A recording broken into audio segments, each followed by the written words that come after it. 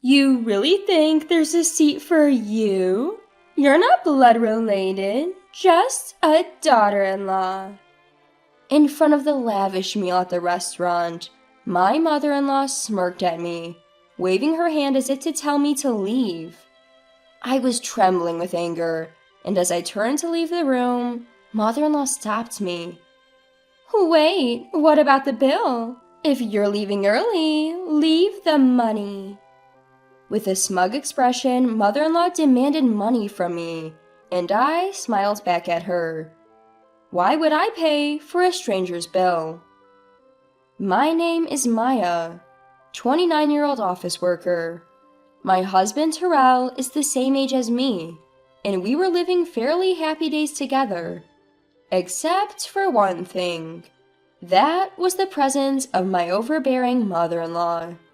Not only was she overbearing, but she also tried to impose her ways on me. Our house is very close to mother-in-law's, so she often comes over uninvited, nagging me every time. You can't satisfy my son with that kind of cooking. Add more side dishes. In this room, what a mess. What are you doing all day at home? You're such a failure.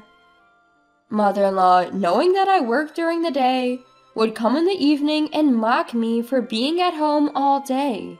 Also, since she adores her son, my husband, she doesn't act like this in front of him.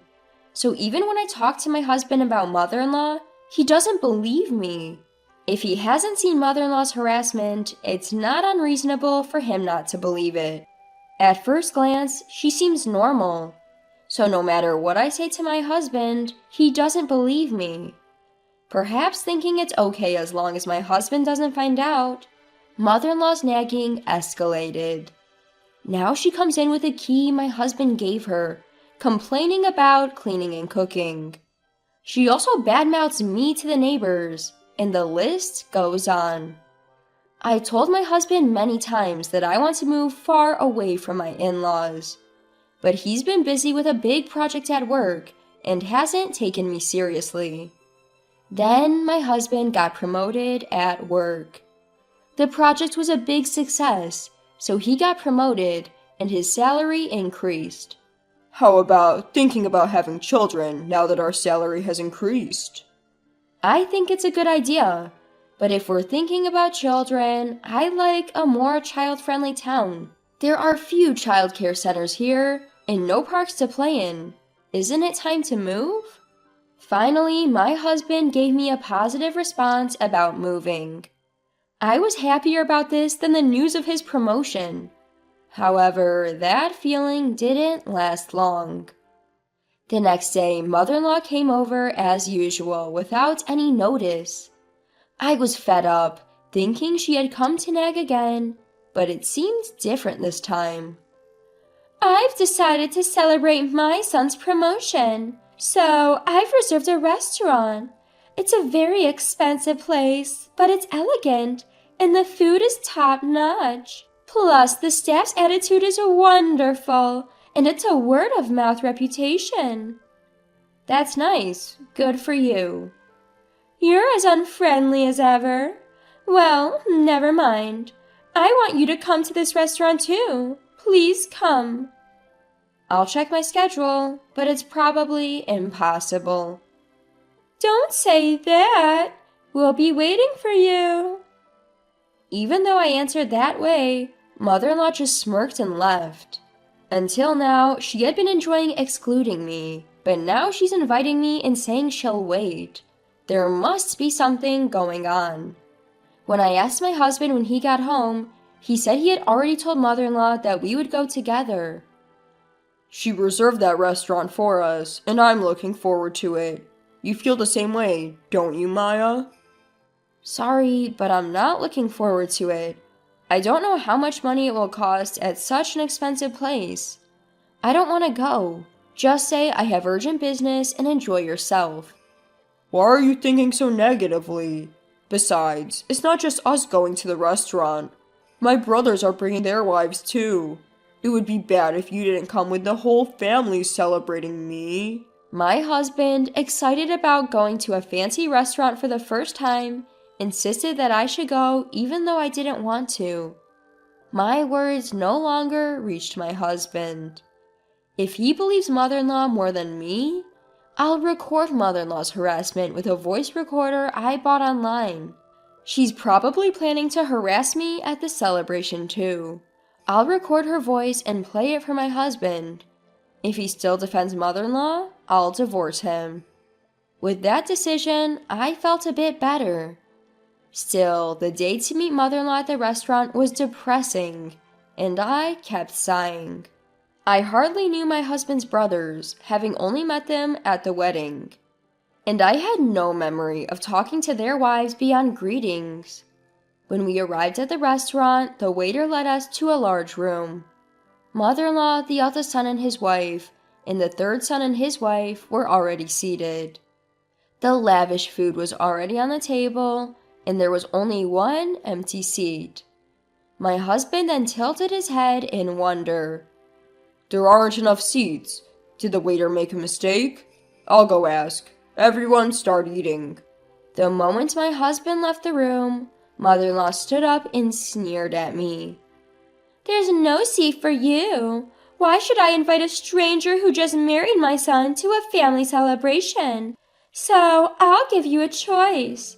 Show your sincerity and be accepted as family, or leave and never show your face to me again. Choose now. I'm leaving, I answered without hesitation, and mother-in-law was momentarily flustered. Did she think I would beg her to recognize me as family in this situation? No way. Listen to the end. If you pay the entire bill here, I'll recognize you as Terrell's wife. You must be frustrated being treated as a stranger, so pay up and become family. I told you I'm leaving. Why should I pay for someone else's family's bill? As I turned my back, mother-in-law slammed the table and shouted, Don't you get it? I'm offering to make you family. Are you okay with being a stranger? Pay up now. I'm fine being a stranger. Since I'm a stranger, I won't pay for your meal. Goodbye. Mother-in-law chased after me, but by the time she reached the entrance of the room from the farthest seat, I was already at the entrance of the restaurant. When I got home, thinking I'd email my husband, he came back within 10 minutes. The waiter said the reservation number wasn't wrong, and my mom was causing a scene. I heard the situation from my brother. I'm sorry for making you feel bad. You managed to come back quickly. She seems like she would make a fuss if you left. How could I eat with them after they made fun of my Maya? My husband quickly learned what had happened after I left and hurriedly followed me home. Furthermore, my declaration that I was fine being a stranger seemed to have awakened the eldest son's wife and third son's wife. They had thought that enduring harassment was something to be endured in silence, but seeing me talk back made them realize I can do it too. In their momentum, both left and their husbands, the eldest and third sons, hurriedly followed. I was expecting complaints from mother-in-law, and within 3 hours, the phone started ringing repeatedly. I ignored it, but it was so noisy that I blocked it, and then a call came from an unknown number. Hello? Sorry for calling so late. Is this Maya's mobile phone? The man on the phone identified himself as a police officer from the nearby police box.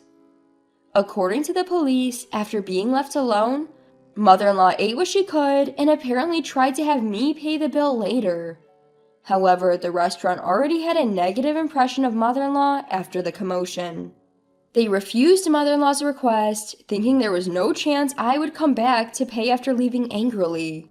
Mother-in-law then called me to come back and pay, but I ignored all her calls.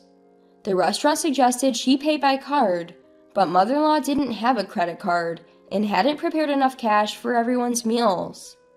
She tried to call other family members to cover the cost, but no one answered. Finally cornered, mother-in-law started yelling that it was all my fault, and she became furious and caused a scene, breaking expensive vases and flower pots at the front. leading to the police being called. The called police calmed the raging mother-in-law, but she kept insisting she was not in the wrong. The restaurant not only unpaid, but also stuck with a troublesome customer, asked someone to take her home.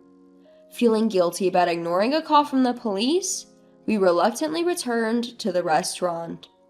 When we arrived, mother-in-law was being calmed down by the police. Mother-in-law, who had been crossing her arms, raised her eyes and screamed as soon as she saw me. "You good for nothing! This situation happened because you didn't pay the bill. It's natural to help your mother, isn't it? Pay up now!" I was utterly astonished that mother-in-law would say something almost threatening, even with the police right there. The police said that if no one took her home, they would either take her to her in-laws' house in a patrol car or arrest her for dining and dashing. Please take her away. Arrest her or whatever, just make her take responsibility. When I said this with a cold voice, mother-in-law's eyes widened in shock. "How can you say something so cold? I can't believe it. Just pay up. It's bad luck to have a family member arrested." I don't care. I'm not family, and I don't want to get close to someone who's talking crazy and causing a scene. As I tried to leave the restaurant and leave the rest of the police, my husband, who had been silent all along, glared at me. I understand that what was said and done to Maya was terrible, but is it something bad enough to be arrested for? You're missing the point. She's in trouble with the police because she dined and dashed and caused a scene at the restaurant. I have nothing to do with it. Or are you saying that I'm the one at fault for not paying for 6 people's meals even though I didn't eat? My husband fell silent, but he walked past me and headed toward the police and the restaurant staff. I knew what my husband was going to do just by that, so I called out to his back. "If you're going to pay for her meal and compensate her, we're getting divorced. Think about that." My husband didn't respond to my words and silently took out his wallet. I sighed and left the restaurant. I walked the familiar road back home and began packing my essential belongings, preparing to leave. Just before the date changed, my husband finally returned. "Mom's not getting arrested. It seems she was really in the wrong, but the restaurant said they'd forgive her if I compensated them and promised never to come back. I didn't have nearly enough money, so I had my brothers come and help. Ugh, I'm so tired." My husband rambled on about what happened after I left, looking exhausted. Perhaps annoyed by my lack of reaction, he came over to me with a sullen look. "Hey, what's with these bags?" "I'm preparing to leave the house because we're getting divorced. I told you that if you defended her, we'd get divorced. You're not going to say you didn't hear me, are you?" My husband looked down at me, packing in astonishment, but then he raised his eyes and began to yell. "What's going on today? You've been acting strange all day. I get that Mom did something terrible, but why do we have to get divorced?" "I've told you I'm being harassed, and even when you see evidence and hear other people's testimony, you still choose your mother, who was almost arrested, over me. Is it strange that I want to divorce someone like that? I've had enough." My husband continued to say various things, but it all went in one ear and out the other. I prepared to leave the house and also made preparations for divorce. The next morning, I immediately went to get the divorce papers. When I signed and handed them to my husband, he made a big fuss about not wanting to divorce. But when I said I would involve a lawyer, he reluctantly signed and I submitted the papers right away. I was finally able to return to being a stranger. Afterward, my husband moved out of the house and went to live with his parents. Apparently, he had relied on me for most of the housework, so he couldn't do it himself. As a result, the house became a mess. He disliked the dirty house and canceled the apartment lease, deciding to return to his parents' home. Also, the eldest and third sons ended up with similar outcomes. On that day, when my husband called his brothers to help with the compensation, they each had a big fight with their wives. The wives said they didn't want to pay for something that was their own fault, but the brothers used their savings to help their mother without consulting them. Moreover, the brothers believed mother-in-law's words that they would be arrested because of their unreasonable wives. Their love cooled at the sight of them belittling me, and they were confronted with divorce on the spot. Both of them also returned to their parents' home, saying they didn't want to do housework. In the end, mother-in-law and the 3 childlike brothers returned to the in-laws' house.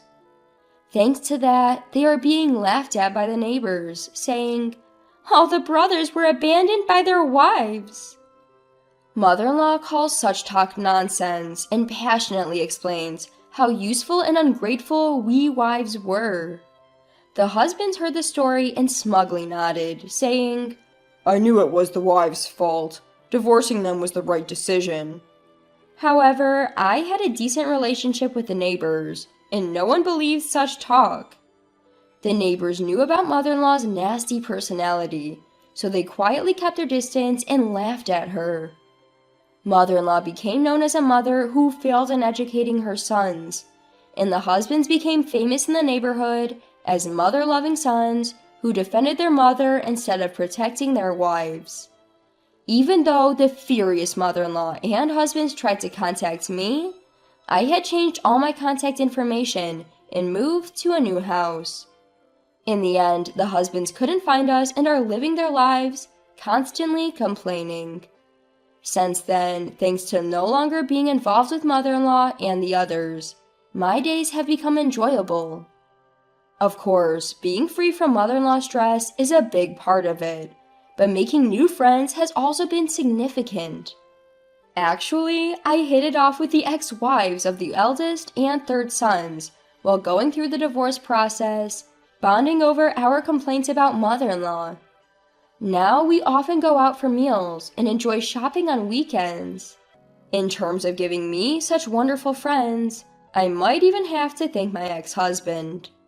The day after tomorrow, we're all planning to go to a new cafe. From now on, we can do what we want. It should be obvious, but it feels more liberating than before. From now on, I want to walk our own lives without getting involved with such people. I'm also grateful to them. I think I would still be living alone if it weren't for them. The reason I'm not lonely now, and the reason I can live happily, is all thanks to them. I'm truly thankful. I hope this relationship continues forever.